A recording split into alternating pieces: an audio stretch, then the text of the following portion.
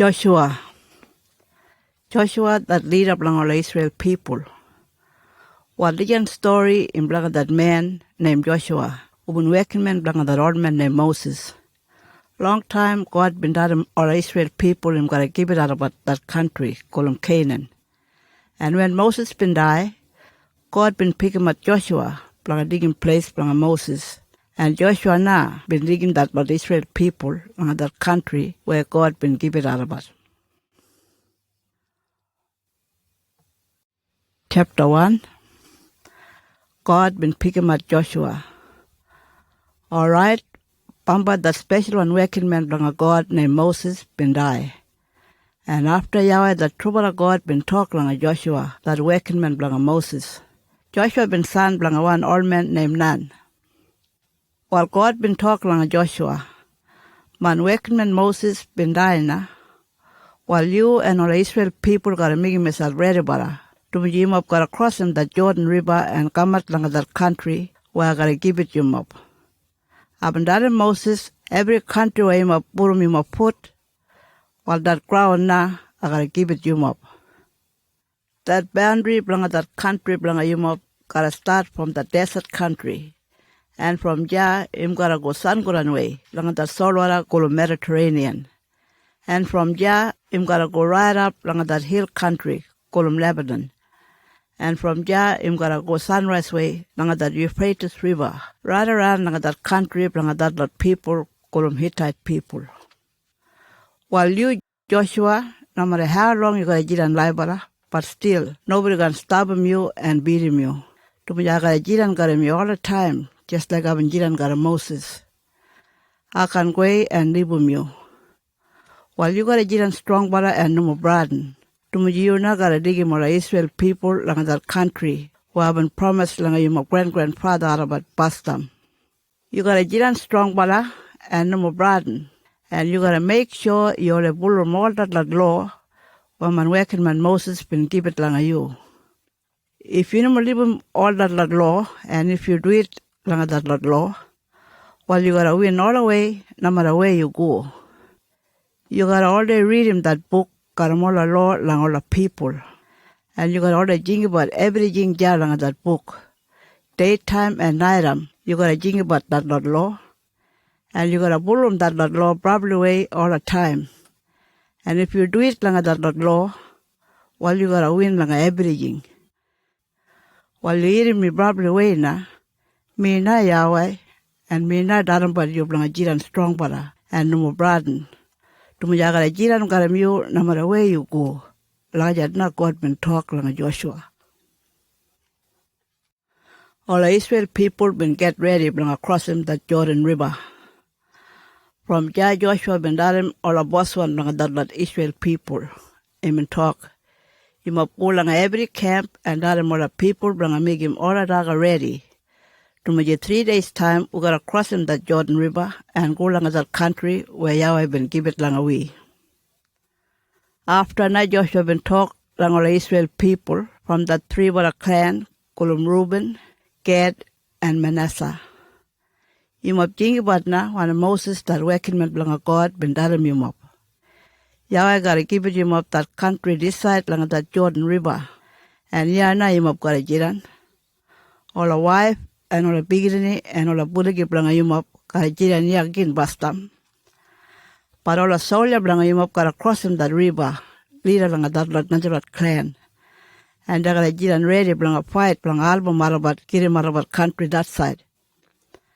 That lot soldier gotta keep going album about, right about gotta get him, all that lot country, Sanguran side, along that river, where Yahweh been give it out about. And when out about get him out of country, while you must come back this side, lang you must run one country and Jirania. Dumaja Moses start working on Blanga God, been give it lang you must the country na. Like na Joshua been talk. While all the men from that 3 brother clan been darim Joshua. Everything you darim Marabat gotta do it lang you. And no matter where you join Marabat, but still Marabat gotta go. Marabat gotta do it lang you, just like when Marabat been already do it lang Moses. And Marabat asked him Yahweh, bring a jiran got a view, just like him in order jiran got a Moses. And if anybody can take notice lang you, And if no dome, and if you done him in a dome, while Marabat gotta kill him dead. While you gotta get him strong brother and no more braden. Like I did not that lot man been talk like Joshua. Chapter 2. Double men been lured that town called Jericho. From there, Joshua been telling double men, Yinbalagara cross that river and Yinbalagara go and around that country, Sinigan way, and Yinbalagara around that town called Jericho, probably way. While that double men been going from that place called Acacia, where all Israel people been camped, and when double been come at langa Jericho, double been go langa that house, langa one nugurpala girl named Rehab. That girl been all day let him any man come on and sleep karam him, but that double man been go langa him house langa planted mijal. While somebody been go langa that king langa that town, and even tell him that king, hey, some men from that Lord Israel people been coming here today. Langa look around we country sneaking away. Well, that king been jandam sambala soldier langa that house, langa that girl. But before they been come out langa him house, that girl been blundum that double man on top langa him house, where him and all the drama about sambala special one cross. Pamba na that soldier been come out langa that house, langa that girl, and they been janda outside langa that house, and they been jingat langa that girl. You bring them up that lot men who been come on langa your house. Tumiji they been come on langa look around we country, Sinigan way. Well that girl been dalala about liar. Trupula sambala men been come on here langa me. But I know more been sabi from where they been come on. And when him in Sangoran, before they been jaram up that gate langa Dijan town, that old men been go away and I know more sabi where they been go. But if you move run quick bala, you might kayama balawat. Like na that girl been talk. Well that lot soldier been go look about that tubala Israel men na and they been jaram up that gate planga that town. Bia langa alabat that lot soldier been look about that tubala men langa that main road right up langa that place where they been all day crossing that Jordan River.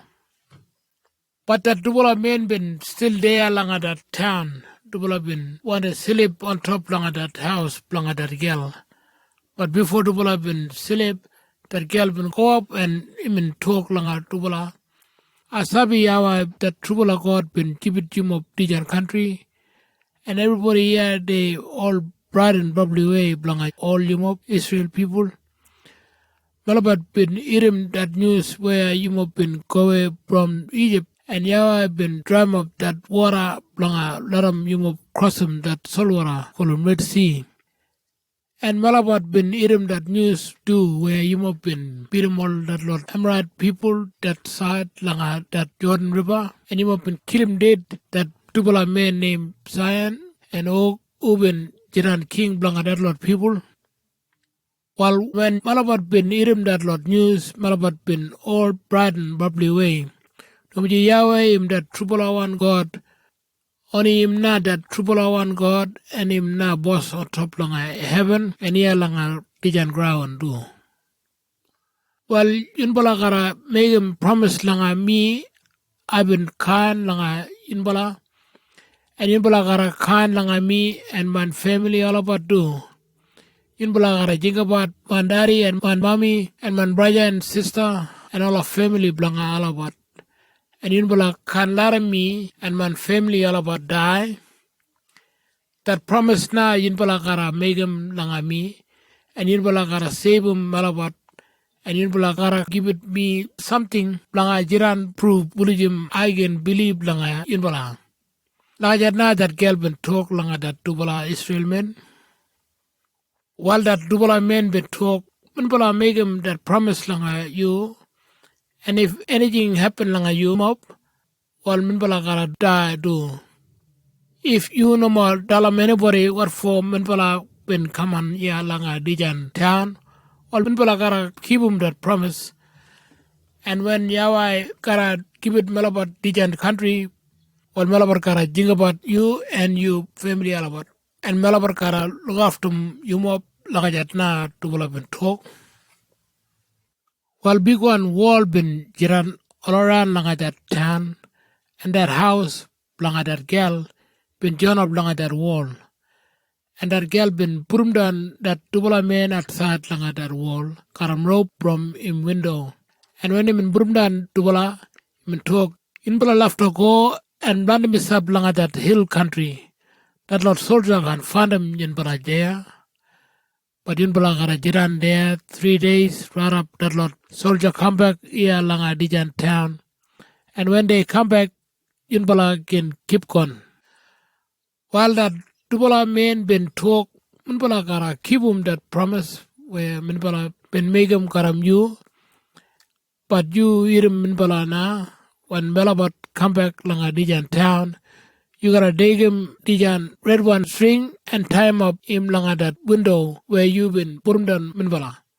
And you gotta measure him up all of family mob langa you and you mob gotta jiran inside langa Dijan house. If anybody go outside, him gotta die. While daran him run one fault. Him no more fault langa Melabot. But if somebody come on and arm him up inside langa Dijan house, while him fall langa Malabat and Malabat gotta pay. Well, you hear him in Balana. If you tell him anybody when a Malabat gotta do, well, Minbala gotta left break him that promise where Minbala been make him gotta you, like na double up and talk. While that girl been agree langa double and him in jadam way double na. And when Dubala been go away, him time up that red one string langa that window. Well, that Dubala man been go and plant himself langa that hill country. And that Lord soldier been look about Dubala for 3 days, but they no more been found in Dubala. And they been left go back langa that town. After na, that Dubala man been come down from that hill country. And Dubala been crossing that river and Dubala been go back langa that camp langa all of Israel people. And there now Dubala been dalam Joshua everything where been happen langa that town. And Dubala been talk. Munpala sabi na Yahweh been give it all that country langa we. And all that lot of people they brighten langa we probably way. Chapter 3. All Israel people been crossing the Jordan River. For him, next day, Joshua and all Israel people been get up Alibal again. And they been going from that place called Akisha, where they been all day camp. And they been go along that Jordan River, and they been camp bring across them that river. 3 days time now, all of Boswan blang the lot Israel people been go around lang every camp, and they been dalim all of people. Bamba the lot ceremony man got 'em up that secret and box, got 'em all a law, blang Yahweh that trouble of God. And when you mop look about got 'em up that box, you mop gotta pack 'em up all anything, blang you mop, and you mop gotta pull 'em all about. To me, Dijan in stranger country, and they gotta show me up that road. But you must gotta walk a little bit long way, for Malabat. To me, you must can go kulijap lang that sacred and box. Lajigat na all a boss one been talk. After na Joshua been talk lang all a people. You must gotta bogey na and make himself ready. Tomorrow, Yahweh gotta show me probably clever thing. From there, Joshua been dalim all the ceremony men. You must gotta got 'em up that sacred and box and go lead along all the people na. And straight away, the ceremony men been do it lang him. From there, Yahweh been talk lang Joshua. Dire na, I gotta start making you high bala. Lang all Israel people. And they gotta sabi me, Jiran got you, just like where I've been all day Jiran got Moses. While you gotta go and talk lang that lot ceremony man, who karamabat that secret and box and you gotta dial malabat. When they gamat langa that riba, they gotta queen langa that wara and jandap again. Lajikat na God been talk langa Joshua. After na Joshua been jingat langa all people. Alabat, imop kamanya and irim wanim Yahweh been talk.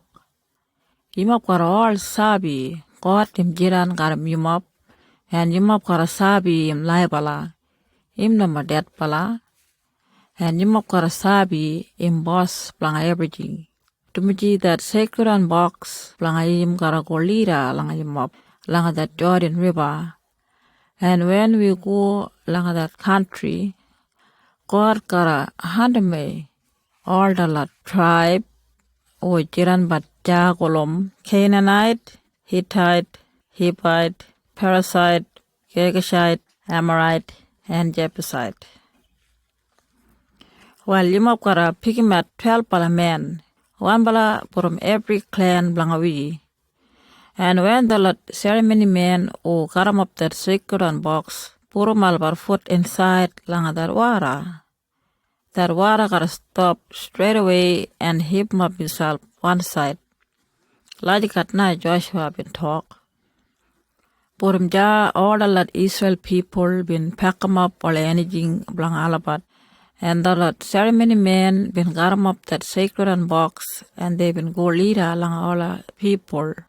And when they been come at lang that river, they been find him that river been right full. The been flood all the time.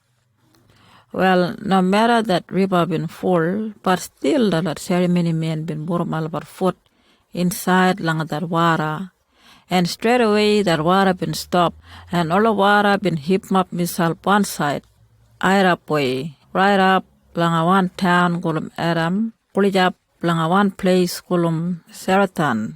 And no may any water been run. Luran way lang that salt water gulum Dead Sea.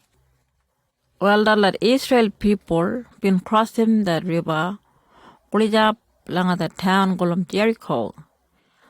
The ceremony men got in that sacred and box, langa Yahweh been jammed up, langa dry ground right langa middle, langa that river. And they been jammed up there right up all the Israel people been crossing the river on top langa that dry ground. Chapter 4.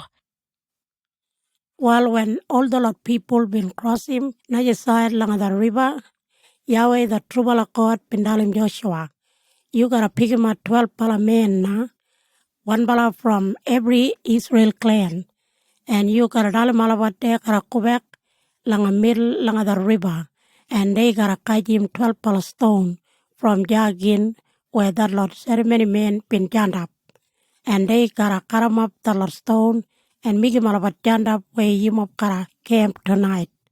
Like na God been talk lang Joshua. From there Joshua been picking at the Lord 12 men, and him in majurum up alabat, and him in dalim alabat, him up go back lang the river, leader lang that sacred one box, lang Yahweh. And jana lang middle lang the river, him up karakaj him 12 stone. One stone lang every clan, and him up karapurum, the Lord stone lang him up shoulder, and him up karakaram up the Lord stone lang the place where we gotta camp tonight. And jana him up kara migim the Lord stone stand up. And the Lord stone kara all day migim all the Israel people think about when him Yahweh been doing blangawi. Pamba him up beginning alabar kara ask him up, what for this Lord stone stand up here? And him up kara dalim alabat. When the Lord ceremony men been karam up that sacred one box lang the river, that water been stopped and all the water been hip him up misal eye up. Lakajat na him up kara dalim him up beginning alabat. Tumaji this Lord stone na kara all day migim all the Israel people think about when him Yahweh been doing blangawi iya langadijan river. Lakajat na Joshua been talk. From there that 12 men been do it langa Joshua. Just like where Yahweh been dalim him. They been go langa middle langa the river, and they been got him 12 stone. One stone belong every clan. And Joshua do been got him 12 stone. and him pile him up the Lord stone right along the middle, along the river, where the Lord ceremony men been turned up carrying the sacred one box, and the Lord stone all about still jar today. Long time Moses been telling Joshua, one him blang a dome along the river, and Yahweh been telling him same way again. And when Joshua been telling all the people, they been do it along him. And the Lord ceremony men been turned up carrying that sacred one box, along the middle along the river, right up all the Lord people been crossing the river quick pala. And all the Lord soldier, along that river clan called Reuben, Gad, and Manasseh, been crossing the river leader along all the Najalot clan. To my long time Moses been dala malabat, they got a good leader along album, the Lord Najalot clan. While 40,000 soldiers from the tribal clan been crossing the river, and Yahweh been Karamalabat. And when they been come at another side along the river, they been go along that plain country, Kulijab, along that town called Jericho. After now, when all of Israel people been come at another side along the river, Yahweh been telling Joshua, you tell him the Lord ceremony men who come about that sacred and box, planga come out from the river na. And Joshua ben dalam malabat. You must come out from Jana, and all the ceremony men been come out from the river. And straight away, when they been put all about foot along a bank, all the Lord water been run down again, same way him and Jiran before. And from Jah, the Lord ceremony men been go leader along all the people, got him that secret one box. While that day na Yahweh been making Joshua probably high bala lang all of Israel people. All of people been already respect Moses, and same way lagajat again, they been already respect Joshua. While all the Israel people been going from the Jordan River lang that number 10 day, lang that first 1 month. And they been camp lang that one bala place called Gilgal, sunrise side from the town called Jericho. And the Lord 12 pala men been carry up the Lord 12 pala stone from the river right up along that place where they been camp. And Jana Joshua been making the Lord stone stand up. After na Joshua been dalim all Israel people, Pamba you mop pigin in Alabar karahaski you mop, what for this Lord stone stand up here? And you mop karadali malabat, all Israel people been crossing the Jordan River along a dry one ground. And you must talk long time Yahweh been doing clever bala thing langa that salt water column Red Sea. And he been doing that same one clever bala thing langa that Jordan River do. He been dry up that water langa Malabat right up Malabat been crossing the river. Laka na you must karadalim you must begin in Alabat. While you must think about now, Yahweh been doing that clever bala thing langa making all of people langa every country Sabi and probably strong bala. And him and doing that clever bala thing planga make him all him of Israel people respect him all gija. Laka na Joshua been talk.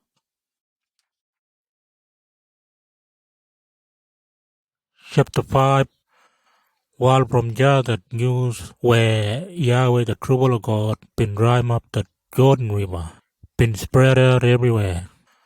That news been go right up along all the king, along all the Amorite people, sun God side from that river. And that news been go right up along all the king, along all the Canaanite people, going up along that saltwater golem Mediterranean. And when the Lord King been eating the news, they been all broadened, and they know been sabi what they gonna do. Joshua been circumcised all Israel men. After Yahweh been telling Joshua, you gotta make him sample a stone with knife, and you gotta circumcise all Israel men. And Joshua been circumcised all the men Jana, along that one hill, call him circumcised hill. But got him all about wrong language, they call him that place Gibeah Daralot. While Joshua been left circumcised all about, don't you know what they been circumcised all about? Past them, when they been all go away from Egypt, all the men been circumcised, but God been made him all about, walk about 40 years along that desert country. Tumiji day no movin listen langa him. When him in Dalamalabat, blanga go langa that country where him in promise langa alabat grandfather. Day no movin do it langa him. And tumiji day no movin do it langa him while God bin Dalamalabat. You mob can look that good pala country where I've been promised him langa him up. And even make him alabat walk about langa the desert country. Right up that old generation been die. And that new generation been digging malabat place. But that new generation move been circumcised yet. And Blangadarana Joshua been left circumcised alabat. After now when the Lord Israel men been all circumcised, they been jiran ja right up, they been feel good pala. And after Yahweh been telling Joshua, when you must been jiran but langa Egypt, you must been jiran like a prisoner, and you must been dumbat all the hard work belong all Egypt people. But today now I've been making me must jiran high bala. While the Lord Israel people been column that place make him. Dumiji jana God been making malabat high bala. But Garamal wrong language, they been column that place Gilgal, and that name him still ya today. That place now in ya, langa the plain country, Kulajab langa the town, column Jericho. While when the Lord Israel people been Jiran Batja, they been album that ceremony, column Passover, langa the number of 14 day, langa that first one month, and that next day they will start Dagat or Daga from that country, Kulum Canaan, where God been promised him Langalabat. They been Dagat roasty one, seed Daga, and Damba, Magaram rising. And from that day na they been all day Daga from that country, where they been Jiran. And from that time now God moving, give it that special one, Daga, Kulimena, that boss belong all soldier belong Yahweh. Well, one day when Joshua been janned up Logonat Bat Jericho, one bala man been janned up Lira langayim, and that man been album big bala knife langay binga ready bala belong a fight. While Joshua been go right up belong that man, and him ask him that man, who are you? You my friend, or you my enemy? While that man been talk, no more. Me boss belong all soldier, belong a Yahweh the trouble of God. While Joshua been chuck him down himself lang a ground, belong a show him that man him in respect lang a him. And Joshua been talk, me working man belong a you, boss. One of me want them. While that boss belong all a soldier, belong a Yahweh been dalim him. You dig him at you boat. To me the ground where you janned up him sacred one. And Joshua been dom one of that soldier been dalim him. Chapter 6. That war blanga Jericho got a buldan. While all that lot people langa the town golem Jericho been brought in blanga that lot Israel people, and they been shut him up that gate langa the town probably way, and nobody been allowed go in langa the town and come out from that town. After na Yahweh the trouble of God been dalim Joshua, I gotta give it that town langa you, and I gotta make him you beat him the king and him soldier alabat. Lakajat na I gotta do. You and your soldier alabat gotta walk right around langa that town one time every day blanga 6 day.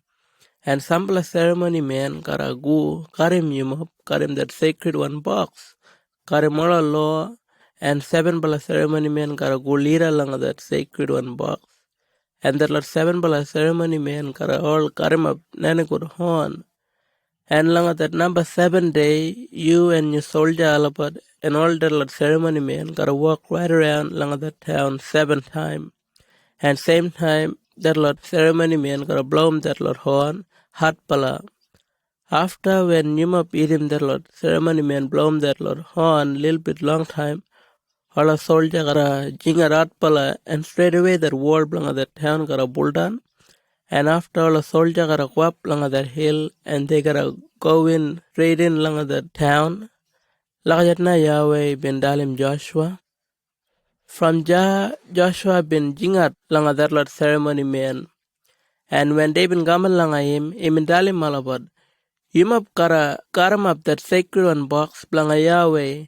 And 7 bala ceremony man kara ko lira langa that box. Karim 7 bala nene good horn. After na Joshua bin jingat langa la soldier and in dalim malabad. Him gotta go and walk right around langa that town, and sample a soldier gotta go lira langa that sacred box ready bala blanga fight.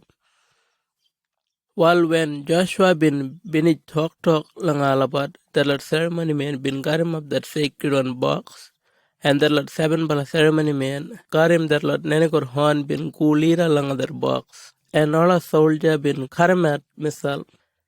Sampala soldier bin gulira langa that lot ceremony man karim that lot horn, and sampala soldier bin gubiain langa that lot ceremony man who bin karim up that sacred box.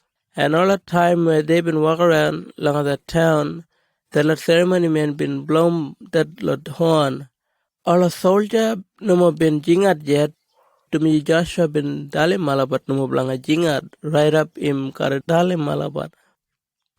Walanga that first one day, Joshua bin dalim that lot ceremony man, planga karim up that sacred one box right around langa that town one time.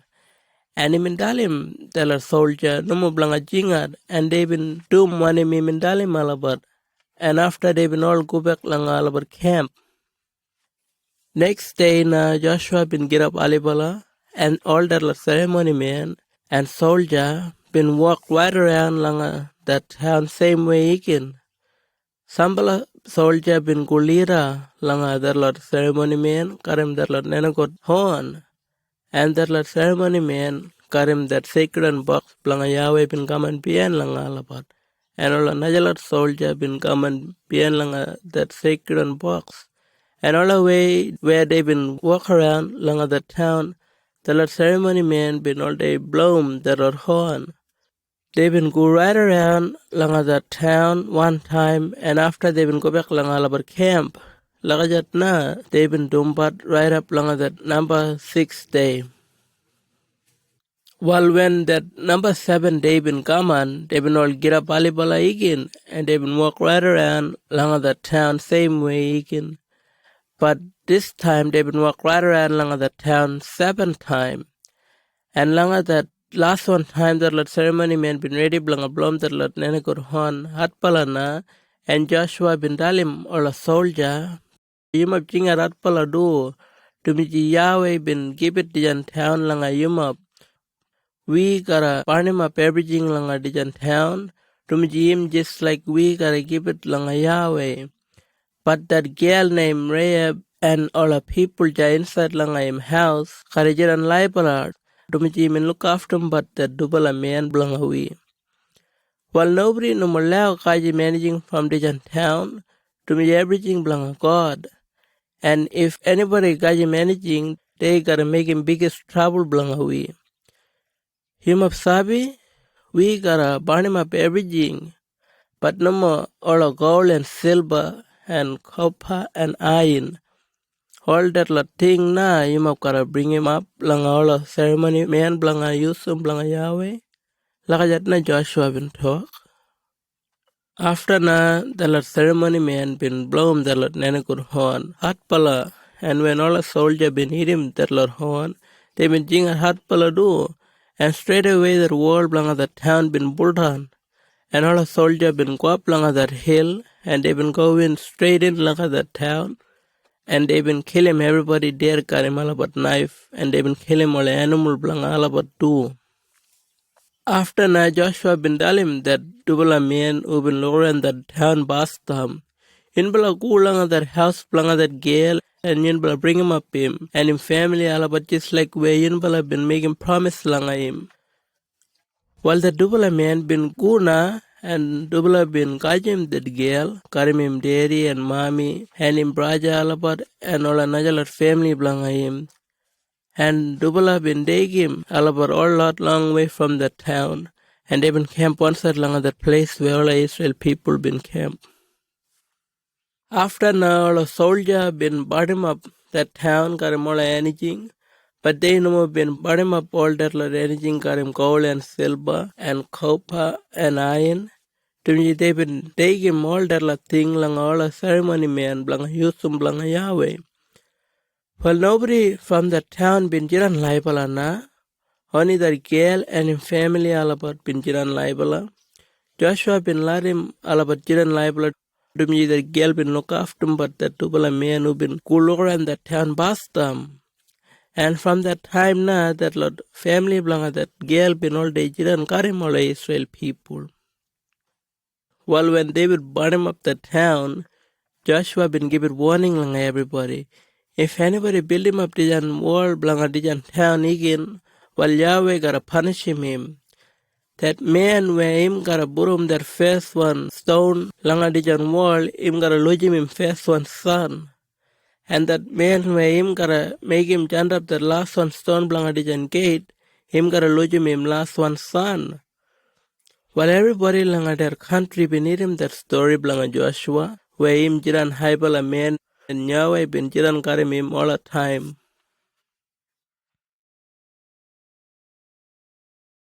Chapter 10.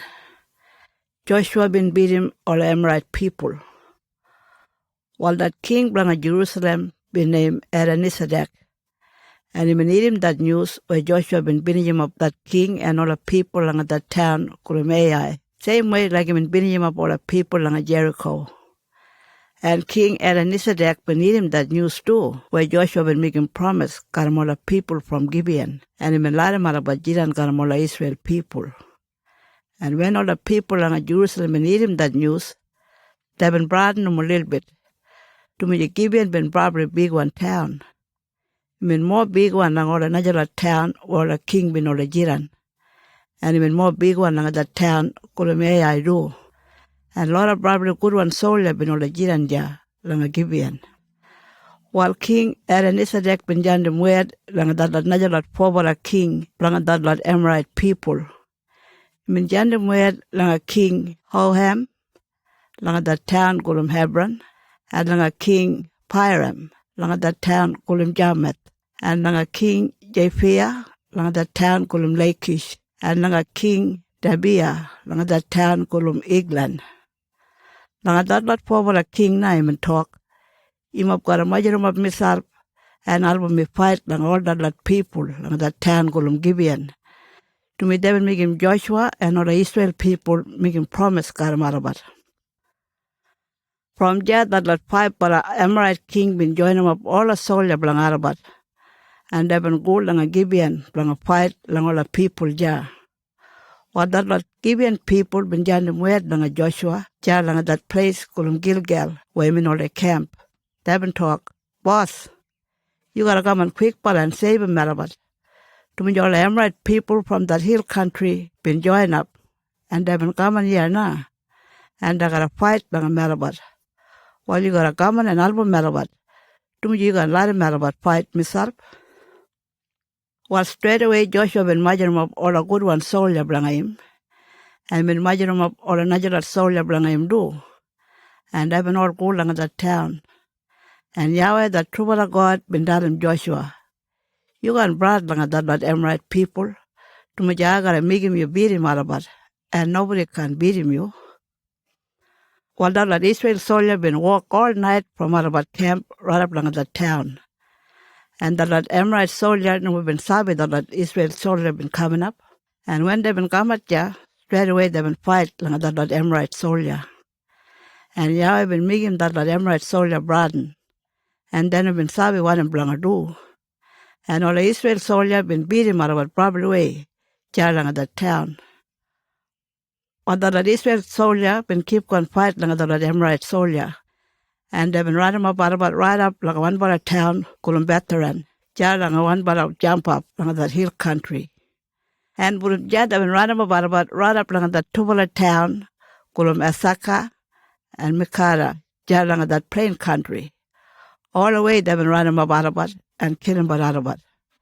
And when the Lord Amorite soldier been try run away from the Lord Israel soldier, along the road from Bethlehem right up along Azekah, Yahweh been chuck him down hailstone lang arabat. While the Lord Israel soldier been killing lot of Amorite soldier dead, but the Lord hailstone been killing biggest mob Amorite soldier dead. While that day now, Yahweh make him all Israel soldier beat him, the Lord Amorite soldier. To me, Joshua been darim Yahweh straight out blang album arabat.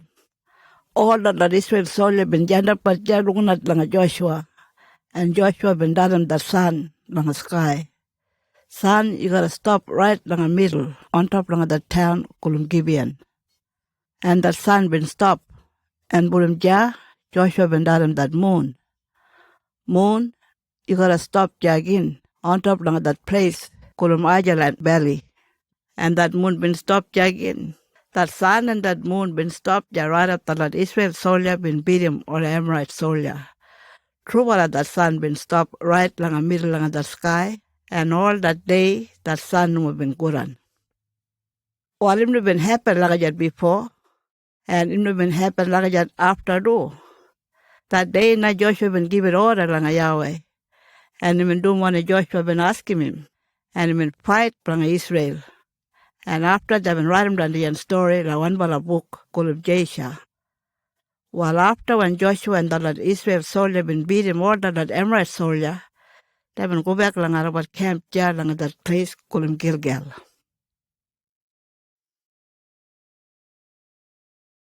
Chapter 24. Joshua been given last one word lang all Israel people. Pampai na Joshua been majorum up all Israel clan lang that town golum Shechem. And he been make him all boss one blang alabat janda blira lang that sacred one tent blang Yahweh that trouble God. And he been dalim alabat one him Yahweh been talk. He been talk long time all grandfather blang ayumop been jiran lang that country golom Mesopotamia, that side lang that Euphrates River. And they would all day bullum all kind remen. Well, one bala grandfather blang ayumop ja been named Terah, and him nabum dubala son named Abraham and Nehoah. And I've been taken away Abraham from that country, and I've been shown but him all this lot country lang Canaan. And I've been giving him lot of family, and I've been giving him one bala son named Isaac. And I've been giving Isaac double son named Jacob and Esau. And I've been giving Esau that hill country golum Edom, blang Abum. But you my grandfather, Jacob, been taking him beginning alabat lang Egypt.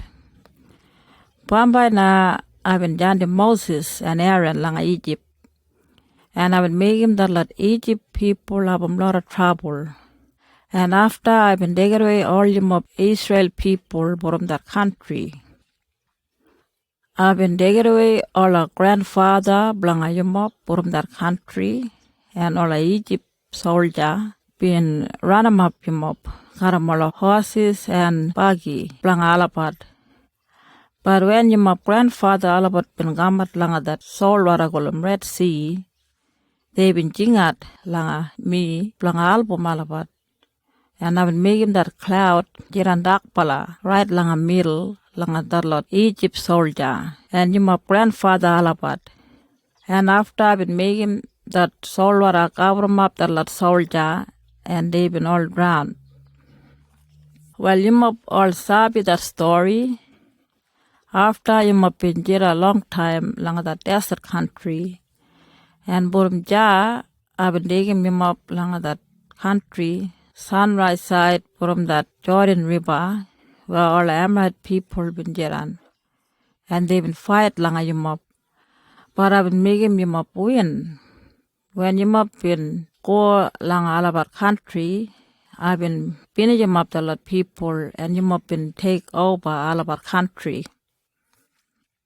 Burumja, that king blanga that country golum Moab been fight langa yum. That king been named Balak, and him son blanga that Alman named Sepoa, And min jandi met langa that clever man named Balaam. Open son blanga that old man named Beoah. And that king been ask him Balaam blanga sing him up. But I never will let him Balaam sing him up. No matter I mean try sing him up. But still I mean give it him up. Good palawet blanga album him up. And like that na I've been making him up beat him that king. Put him him up and cross him that Jordan River. And when him up in Gamat langa Jericho, the lot people been fight langa him up. And the lot Najalot tribe column Amorite, Parasite, Canaanite, Hittite, Girgashite, Hittite, and Jebusite been all fight langa him up too. But I've been making him up win. When him up in go langa Alabar country, I've been making him Alabar broaden. Ulijim day nama been sabi wanim langa dom. And I've been doing lajikat langa Alabat blanga make him that Tobala Amorite king run away from him up. All a big one knife and all a spear blanga him up nama been beat him that lot people. Me na been beat him Alabat. And I've been give it him up lot of garden where him up nama been grow up that lot daga. And I've been give it him up lot of town where him have been build them up. And did na him up jira langa that lot town. And him up daragat all that lot daga where him up nama been grow up at. Lajikat na Yahweh been talk. Well, Joshua been keep on talk langa that lot Israel people. Well, him up can broaden langa anything. Only langa Yahweh him up got a broaden. And him up got a jiran trouble away langa him. And no more slack back. Him up got a little more than a dreaming where him up grandfather alabat been all the bullumbat. Langa the double country golum Mesopotamia and Egypt. And him up got a bullum only Yahweh. And if him up no more want bullum Yahweh, while did na him up got a jingabat, oh him up got a bullum. Might be him up want bullum the Lord dreaming where him up grandfather alabat been bullum long time ja langa Mesopotamia. Or might be him up want bullum the Lord dreaming blanga all Amorite people ya langa dijan country where him up jiran dire. But at alim him up me and my family alabat karabullum Yahweh that trouble God. Lajikat na Joshua been talk. Well, that Israel people been all talk. Malabar karabullum Yahweh that trouble God oligija. Malabar can give it in backbone and bullum but najala dreaming. Tumiji im na been degerwe Malabar grandfather alabar from Egypt where they been have hard time. And Malabat be look all a clever thing where him in dumbat. And him in mind him but Malabat. No matter where Malabat been go, when Malabat been walk about lang all that lot najalar country. And when Malabat been gamanya lang a dijan country, him in hand me all that lot Amorite people open jiranya bastam. Well, Malabat karabullum Yahweh, same way like you karadum. Numiji im na God. Lajikat na that lot people been talk. Well, Joshua been dalim Malabat. Might be him up can bullum Yahweh. Numiji im probably holy one God. And him can let him anything taking place blanga him. And if him up do not pala thing and turn himself for him, while him can let him go him up free from that lot thing. If him up give it back for langa him and bullum najo and dreaming, while him gotta give it back for langa him up door. And him gotta punish him up probably way. No matter him in good pala langa him up before when him up been bullum him, but still him gotta punish him up. And all the people been talk, no more. Trouble I Malabat gotta bullum Yahweh. While Joshua been talk, while him up sabi where him up been promised blanga bullum Yahweh, and all the people been talk, you why? Trubala Malabat been talk like a god na. While Joshua been talk, while him up got a libum order lot najalot dreaming, him up got him, and him up got a make him promise lang a Yahweh, lang a bullum him trouble away. And all the people been talk, Malabar got a bullum Yahweh, and Malabar got a doom, want him that lot law, blang him teach him but Malabar. Well, that same day, Joshua been making that promise, blang all the Israel people, ja again lang that town gulum Shechem, and him in Dala Malabat all a law, blang a bullum, and him in Radam down that law, blang a God, lang a book, and after him in guide him big one stone, and him in make him that stone jammed up one side lang that tree, gulum oak tree, ja lang that sacred one place, blang a Yahweh. And after him and dalim all the people, him up look, dijan stone, yeah? Well, dijan stone him that witness, blang him up. The dijan stone be near him all the word where Yahweh been talk lang away. And dijan stone gotta make him up think about, blang a jiran trubala lang a God, and number 10 away from him. Purim ja, Joshua bin let him all the Israel people go back lang alabat Ronan country. Joshua and Eleazar bin die. Bamba na when Joshua been 110-year-old, him die, and they been bury him lang him Ronan place, ja lang the town golum Timnasara, ja lang that hill country blanga Ephraim clan, north side from that hill golum Keish. Well, when Joshua been still jira laibala, the Israel people been all the bullum Yahweh probably way. And after when him die, they been keep on bullum but Yahweh. For a long time the Lord boss one, blanga the Lord people been look everything when him Yahweh been done but blanga alabat. And all the people been keep on bullum but Yahweh, right up all the Lord boss one been die. Well, long time that grandfather belong all the Israel people named Jacob been buy him one bala paddock ja lang that town golum Shechem. He been buy him that paddock belong 100 silver one money for a mala beginning belong that man named Hema of an album son named Shechem. And Bamba when the Lord Israel people been going from Egypt, they been cut him up all a bone, belong that grandfather, belong alabat named Joseph. And they been bury him that lot bone, ja, lang that paddock. Tumaji that country been belong all a family, belong Joseph. Bamba na that son, belong Aaron named Eleazar, been die. And they been bury him, lang that town, gulum Gibeah, ja, lang that hill country, belong that Ephraim clan. Dimiji they give it that town lang that son blanga Eleazar named Phineas. Binit na